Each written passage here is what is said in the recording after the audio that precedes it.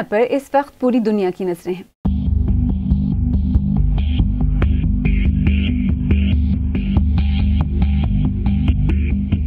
रवां हफ्ते वहां की फौज ने बगावत करके हुकूमत का कंट्रोल संभाल लिया और मुल्क की रहनुमा आंग सान सू की को कई इल्जामात पर हिरासत में ले लिया गया है।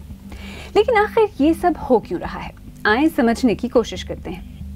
सबसे पहले म्यांमार के बारे में कुछ बुनियादी हक़ाइक़। म्यांमार का पुराना नाम बर्मा था और ये जनूब मशरक़ी एशिया में वाक़ है। इसके पड़ोस में थाईलैंड, लाओस, बांग्लादेश, चीन और इंडिया हैं। यहाँ की आबादी 5.4 करोड़ है और सबसे बड़ा शहर रंगून है, लेकिन दारुल हुकूमत नेपिडाओ है। यहाँ सबसे ज्यादा तादाद बौद्ध मजहब से ताल्लुक़ रखने वालों की है, ताहम कई मज़ाहिब के लोग बसते हैं जिनमें रोहिंग्या मुसलमान भी शामिल हैं। सन 1989 में एक बड़ी बगावत पर क्रैकडाउन के बाद फौजी हुक्मरानों ने मुल्क का नाम बर्मा से बदलकर म्यांमार कर दिया था। यहाँ सन 1962 से 2011 तक फौज की हुक्मरानी रही, जिसके बाद सिविलियन हुकूमत कायम हुई। लेकिन अब वहाँ क्या हो रहा है?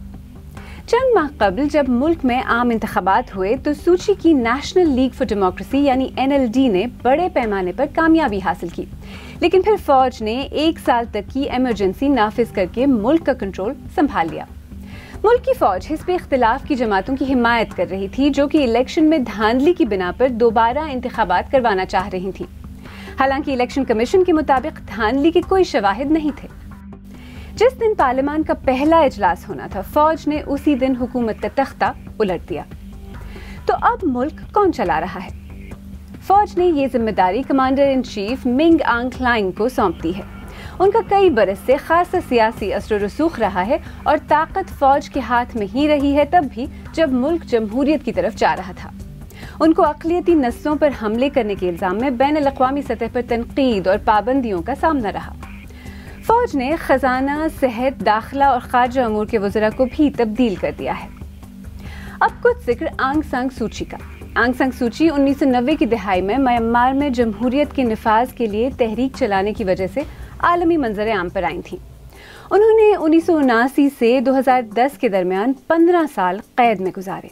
जब 1991 में वो नजरबंद थीं तो उन्हें नोबेल पीस प्राइज से भी नवाजा गया। 2015 में जब म्यांमार में 25 साल बाद आम इंतखाबात हुए तो उनकी पार्टी NLD फातह ठहरी। रोहिंग्या मुसलमानों के बारे में तो आप जानते ही होंगे। म्यांमार इनको गैर कानूनी मुहाजिर करार देता है और इनको शहरियत देने से इनकार करता है। सू की बैनुल अक़वामी साख को रोहिंग्या बरादरी के साथ होने वाले सलूक की वजह से बड़ा धचका लगा। जुल्म सितम से बचने के लिए कई दहाइयों से रोहिंग्या बरादरी नक़ल मकानी पर मजबूर है। 2017 में फौजी क्रैकडाउन में उन्हें हजारों की तादाद में हलाक किया गया, जबकि 7 लाख से ज्यादा अफराद जान बचाने के लिए बांग्लादेश चले गए। 2019 में सू आलमी अदालत बराए इंसाफ के सामने पेश हुई और इस इल्जाम की तरदीद की कि मुल्क की फौज ने रोहिंग्या मुसलमानों की नस्लकुशी की है। तो अब इस फौजी बगावत पर बैनुल अक़वामी रद्द-ए-अमल कैसा है? फौजी बगावत की मजम्मत करने वालों में बरतानिया, यूरोपीय यूनियन और ऑस्ट्रेलिया शामिल हैं। अक़वाम मुत्तहिदा के सेक्रेटरी जनरल एंटोनियो गुतेरेस ने कहा है कि ये जमहूरी अमल के लिए एक बड़ा धचका है, जबकि अमरीकी सदर जो बाइडेन ने म्यांमार पर फिर से पाबंदियां आयद करने की धमकी दी है। लेकिन सबका रद्द-ए-अमल एक सा नहीं था। चीन ने सलामती काउंसिल के उस बयान को ब्लॉक कर दिया जिसमें फौजी बगावत की मजम्मत की गई थी। चीन ने पहले भी म्यांमार में बैनुल अक़वामी मुदाखलत की मुखालफत की है और अब भी दोनों फ़रीक़ैन को मामला आपस में हल करने के लिए कहा है। कंबोडिया, थाईलैंड और फिलिपाइन ने इसको म्यांमार का अंदरूनी मामला करार दिया है। अगर आपने यहाँ तक ये वीडियो देख ली है तो यकीनन अब आप ये सोच रहे होंगे कि आगे क्या होगा। आंग सान सू ने अपने हामियों से कहा है कि वो फौजी बगावत के खिलाफ एहतजाज करें, लेकिन म्यांमार की गलियां खाली हैं। NLD पार्टी के एक रुकन ने कहा है कि वो ये मामला पुरअमन तरीके से हल करने की कोशिश कर रहे हैं। लोगों को सिविल नाफरमानी के जरिए एहतजाज करने को कहा जा रहा है। रात के कर्फ्यू के दौरान रंगून में लोगों ने एहतजाजन बर्तन और गाड़ियों के हॉर्न बजाए। अस्पतालों के अमले ने काम करने से इनकार कर दिया है, जबकि अक्सर लोगों ने रिबन पहनकर बगावत के खिलाफ एहतजाज रिकॉर्ड करवाया है।